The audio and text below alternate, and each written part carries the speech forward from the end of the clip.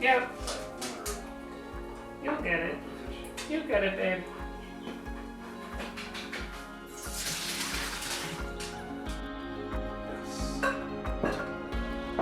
Is it?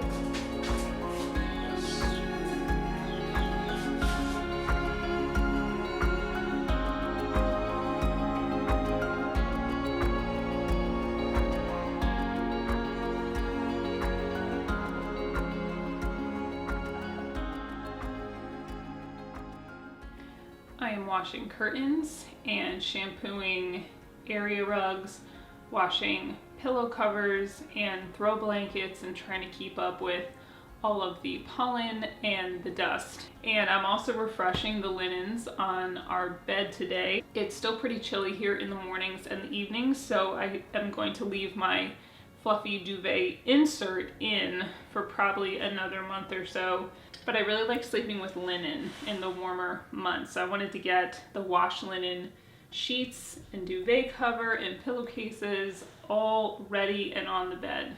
I have a thing about the bed, because I don't know if this is true for anyone else, but if the bed looks nice, it's made, it looks fluffy, the colors are soothing, and everything else is a disaster. There's piles of laundry that need to be folded, the floor needs to be vacuumed, there's stuff on the dresser, but the bed is on point, and I walk past the room and glance into the room, I don't get anxiety because the bed is setting the mood. And I spend time in this bed, sleeping. That's a whole huge chunk of my life.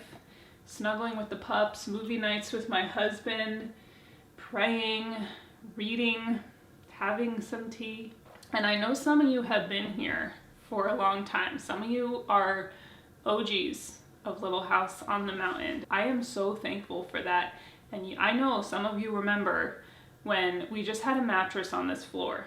We've had the ups and downs in the 10 years of our marriage, and I don't remember the exact situation, but I know we had to sell the headboard that we had in the bed frame, and it just wasn't a priority to get another bed frame for a while, and so we just had the mattress on the floor, and I was vlogging, and I would always make the bed on the floor, and so I'm so grateful. All the little things I'm able to add to the bed, like the bed skirt and cozier bedding and a new body pillow, things like that, just little simple things make me so happy, and I'm really grateful for them.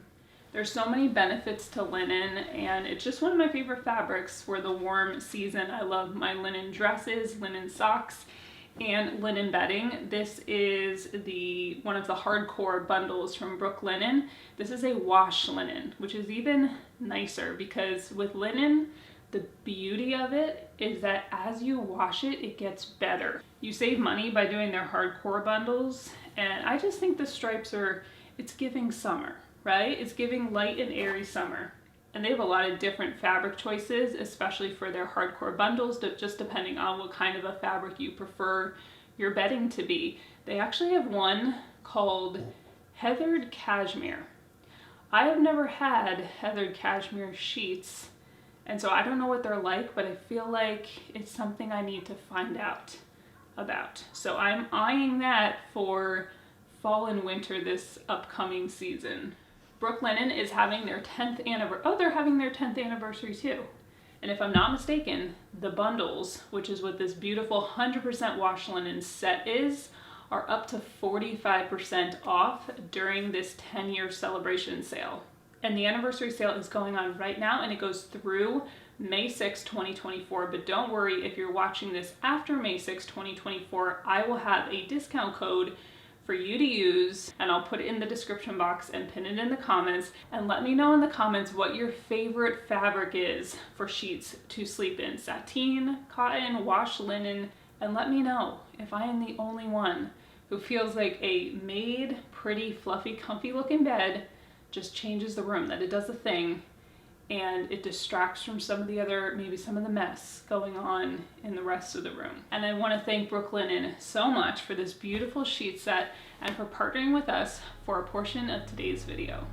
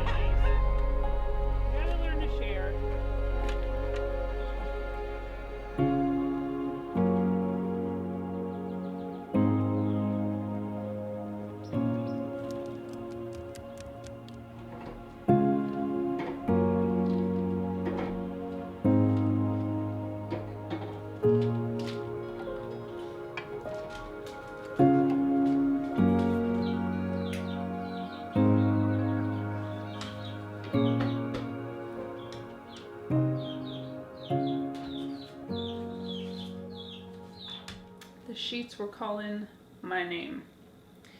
And I am going to sit down now.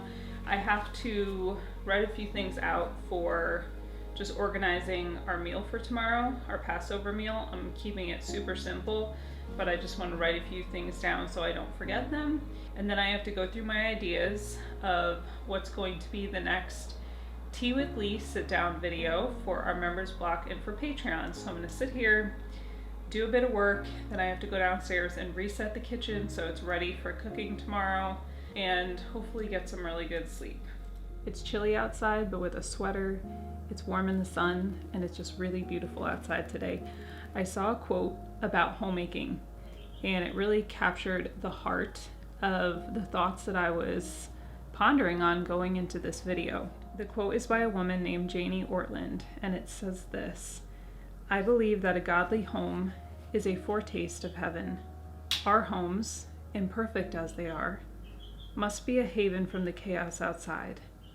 They should be a reflection of our eternal home, where troubled souls find peace, weary hearts find rest, hungry bodies find refreshment, lonely pilgrims find communion, and wounded spirits find compassion." And I thought that so beautifully summed up the idea of the heart of homemaking, because no matter what season of life you're in, or where you are, or what space you occupy, if you believe and know that the heart of homemaking is love, it's an act of love, whether it is the folding of the laundry, the cooking of the nourishing food, the taking care of animals, the reading books to growing minds, whatever the task is of the moment, of the day, the heart of all homemaking is love. It's about creating an environment that is safe and it's nourishing. It may not be perfect. It may not always be as clean as we'd like it to be, and we may make mistakes along the way. But our goal is to create a space where when people walk in, they feel refreshed, they feel safe, they feel loved, and they leave feeling nourished. And we also want that space for ourselves. I want to abide in a space and in a home that is peaceful and refreshing and nourishing.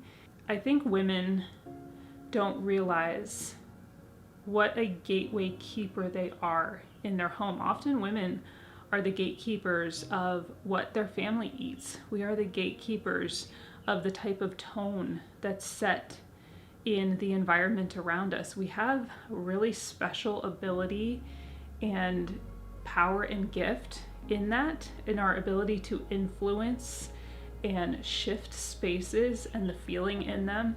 And obviously that type of a power or a gift can be used for good, or it can be used to harm. So no matter what type of a space you're in, you could be single, you could be living in your parents' home, you could be married without children, you could be married with 10 children.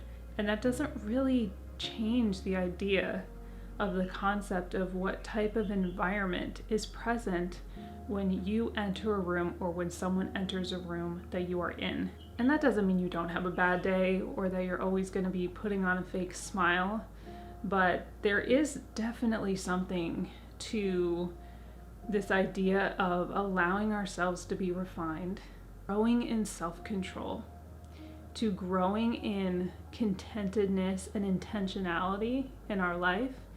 And it changes you. I know, because it's changed me.